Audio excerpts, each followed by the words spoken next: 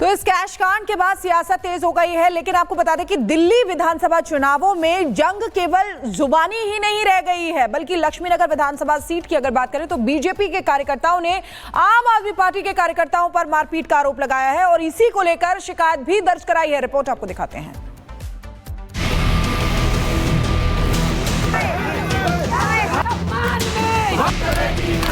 करते हैं वो गुंडागर्दी कर रहे हैं।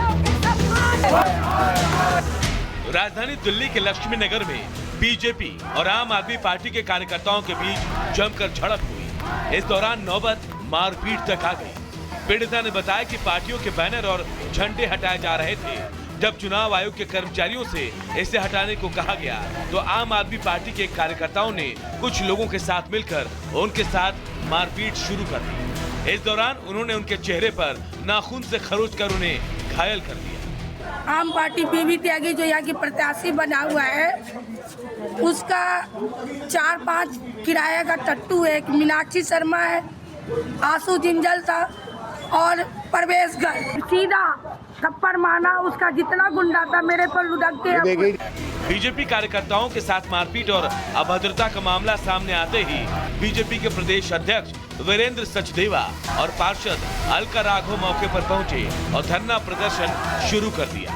यहाँ पे इतने सारे लोग आए थे, गुंडे लाए थे, गुंडे आप पार्टी वाले जो दिल्ली को बर्बाद करने के लिए हमारी महिला कार्यकर्ताओं को इस तरह से मारा गया है। उसको एक परवेज करके कुछ बंदा है जिसने महिला को मारा। जब तक परवेज गिरफ्तार नहीं होगा हम भारतीय जनता पार्टी के कार्यकर्ता पीछे नहीं हटेंगे। काफी लोग आ गए थे, यहाँ इकट्ठे हो गए थे। उनके बहुत ज्यादा चोट लगी हुई है, पीठ में भी चोट है, हाथ में भी चोट है, सारे गालों में ऐसे जैसे कोई औजार मारा हो उनको। इस विधानसभा में लगभग 2000 बाहर के कार्यकर्ता ला करके आम आदमी पार्टी रोज यहाँ गुंडागर्दी करवा रही है। बीजेपी ने इसकी शिकायत चुनाव आयोग से की और आम आदमी पार्टी के खिलाफ तत्काल कार्रवाई की मांग की। जो बीजेपी के कार्यकर्ता है वो लगातार ये बोल रहे हैं कि जब तक कार्रवाई नहीं होगी वो इस तरीके से यहाँ पर प्रोटेस्ट करते रहेंगे। और तस्वीरें देखेंगे, तमाम जो कार्यकर्ता है वो नारेबाजी यहाँ पर कर रहे हैं। 2 कार्यकर्ताओं को चोट आई है, अस्पताल उन्हें भर्ती कराया गया है, लेकिन चुनाव से चंद घंटे पहले इस तरीके की घटना होना, पुलिस मौके पर पहुंची, सभी के जो स्टेटमेंट हैं वो दर्ज किए गए। पुलिस ने बीजेपी का धरना तो खत्म करा दिया, लेकिन दोनों दलों के बीच तनाव से प्रशासन सतर्क है। Bureau report, Republic Bharat.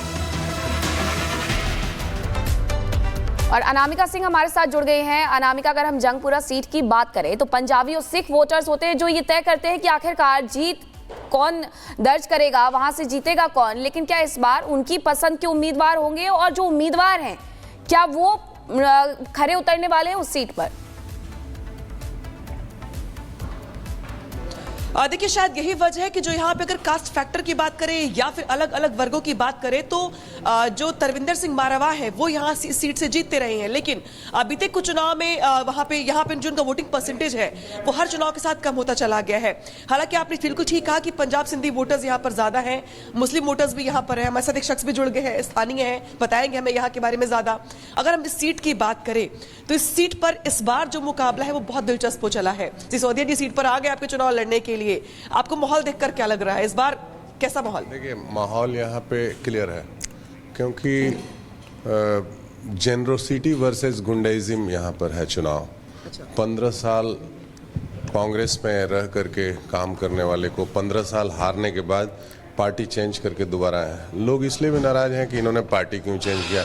जिस पार्टी ने मारवा को 15 साल स्थान दिया वो आदमी पार्टी चेंज किया। प्लस वो यहाँ के लोगों में इसलिए भी रोष है कि वो काफी उगाही करते थे, वो छाती में दांत गड़ा करके खून पिया है यहाँ के लोगों का। उसके लिए मुद्दे और क्या क्या है आप एक वोटर के तौर पर यहाँ पे शिकायतें, दिक्कतें? इस इलाके में सबसे बड़ा मुद्दा है वो जाम का, पार्किंग का। पार्किंग बना हुआ है लेकिन वो भी मारवा और भाजपा के कुछ साजिश की वजह से 329 पार्किंग बना हुआ है, लेकिन फिर भी गाड़ियां पार्क हो रही हैं रोड पे। सबसे बड़ा जाम और पार्किंग का है। बाकी रोड, पानी, बिजली, गंदे पानी की शिकायत भी की है। देखिए, रोड, पानी, बिजली, शिक्षा, चिकित्सा, ये 5 बुनियादी चीजें हैं जिसमें आम आदमी पार्टी अव्वल दर्जे का काम की है पिछले 10 सालों में। लेकिन बहुत सारे सीवर लाइन, लोग कह रहे कि शराब घोटाले की वजह से जो आम आदमी पार्टी का ग्राफ था ईमानदारी को लेकर या छवि को लेकर, शराब घोटाले ने बहुत हद तक डेंट किया है। यहाँ के लोग भी ये मानते हैं कि शराब घोटाले के बाद लैक ऑफ ट्रस्ट। देखिए, वो तो फैब्रिकेटेड है ना। देखिए हमारे पास पावर है अभी, मैं आपको कुछ भी कर दूं। तो इस तरह से ये 4 नेताओं को बंद कर दिया गया जो, और एक भी उसमें कोई शिनाख्त नहीं मिला।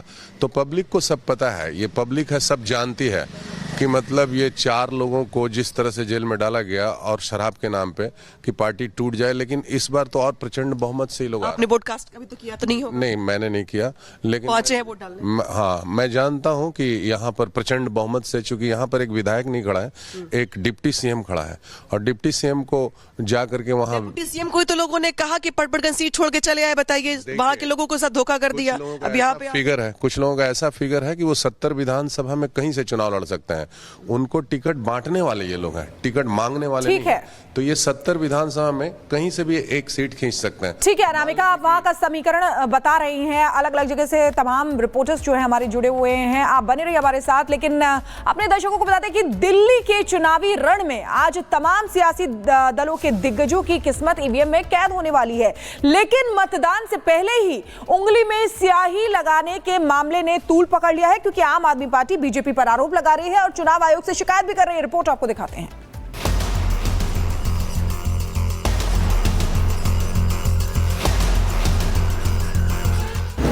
मतदान से पहले बवाल, स्याही पर सवाल।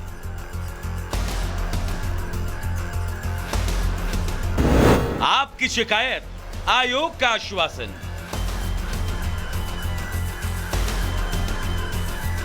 पुलिस की जांच में फर्जी निकला मामला। दिल्ली की जनता आज दिल्ली का भविष्य तय कर रही है, लेकिन मतदान से पहले अंगुली पर स्याही लगाने के मामले ने एक बार फिर दिल्ली की सियासत को गरमा दिया। पुलिस को शिकायत मिली कि चुनाव से पहले मतदाताओं की उंगली पर स्याही लगाई जा रही है ताकि वो वोट ना कर सके। पुलिस ने छानबीन की तो मामला फर्जी निकला। पता चला कि शिकायत करने वाला हिस्ट्री शीटर था और सबका ध्यान आकर्षित करने के लिए उसने ऐसा काम किया था। लेकिन जांच से पहले ही अरविंद केजरीवाल, सीएम आतिशी और संजय सिंह ने सोशल मीडिया साइट एक्स पर पोस्ट कर आयोग से शिकायत कर दी थी। इसके बाद आपका प्रतिनिधिमंडल चुनाव आयोग पहुंच गया।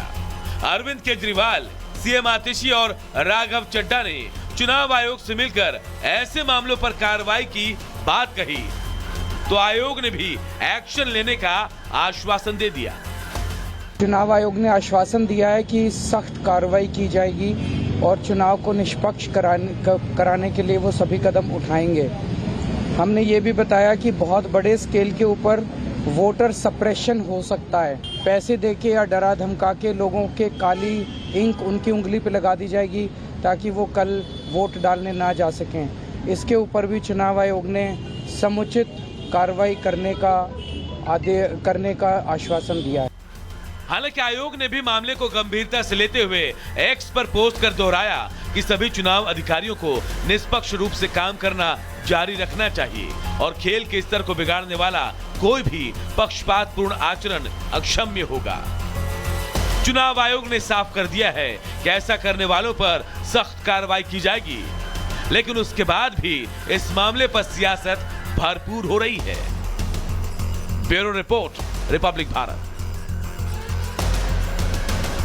और अब बात मिल्कीपुर की भी कर लेते हैं, क्योंकि मिल्कीपुर विधानसभा सीट पर उपचुनाव होने वाले हैं। इस सीट पर 2022 में समाजवादी पार्टी के नेता अवधेश प्रसाद ने जीत दर्ज की थी, लेकिन 2024 में हुए लोकसभा चुनाव में वो चले गए हैं संसद और अब वो सीट खाली हो गई है, जिसकी वजह से वहां पर भी उपचुनाव है।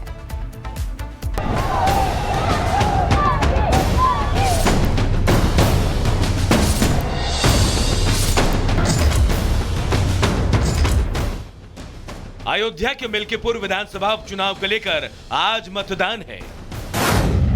मतदान को लेकर कड़े इंतजाम है। 210 मतदान स्थलों की वेबकास्टिंग होगी।